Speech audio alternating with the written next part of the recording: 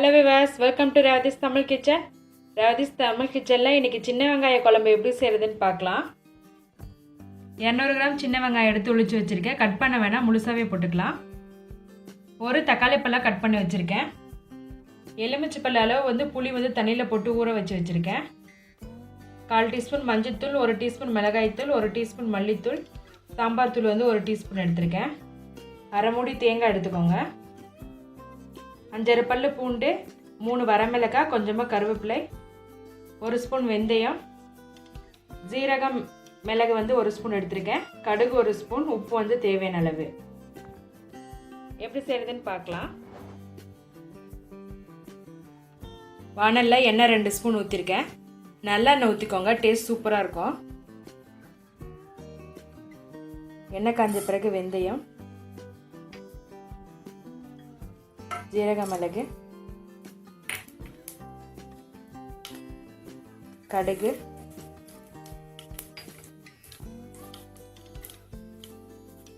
கருவேப்பிலை, வரமிளகாய், பூண்டு சேர்த்துக்கலாம்.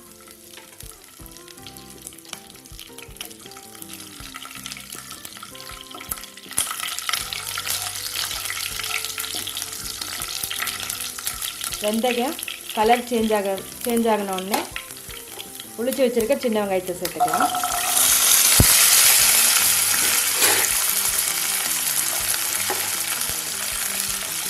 சின்ன வெங்காயம் ரொம்ப வதங்க வேணாம், பாதி வதங்கினா போதும்.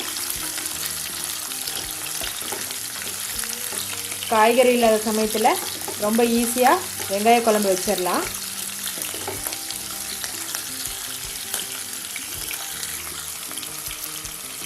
அடுத்ததாக தக்காளி சேர்த்துடலாம்.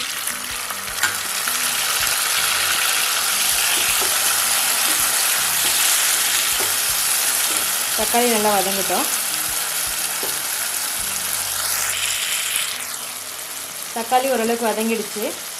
இப்போ மசாலா சேர்த்துடலாம். கூடவே கொஞ்சமாக உப்பு சேர்த்துக்கோங்க.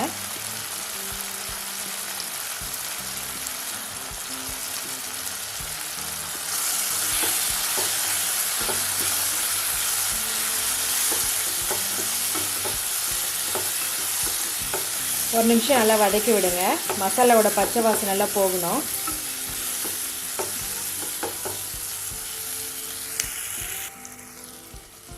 அடுத்ததாக புளி சேர்த்துக்கலாம்.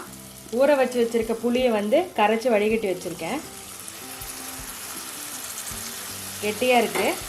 இன்னும் ஒரு 2 கப் தண்ணி சேர்த்துக்கலாம்.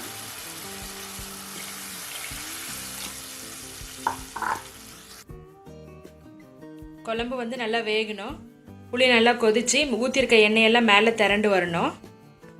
இப்போ க்ளோஸ் பண்ணி வச்சிடலாம். புளி கொதிக்கிறதுக்குள்ளே தேங்காயும் அரைச்சி வச்சிடலாம். புளி நல்லா கொதிச்சிருச்சு. அடுத்ததாக அரைச்சி வச்சிருக்க தேங்காயை ஊற்றிடலாம்.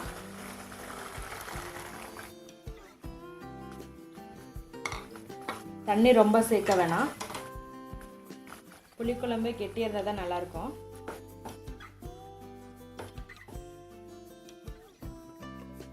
தேங்காய் போட்டு மிக்ஸ் பண்ணிவிட்டு உப்பு வந்து முன்ன கொஞ்சமாக சேர்த்துக்கிட்டேன்.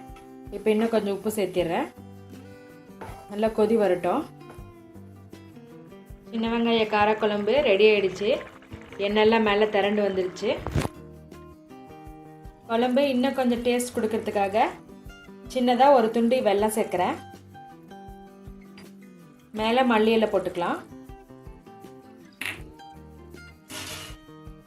சேர்த்து மிக்ஸ் பண்ணிவிட்டு அடுப்பை ஆஃப் பண்ணிடலாம்.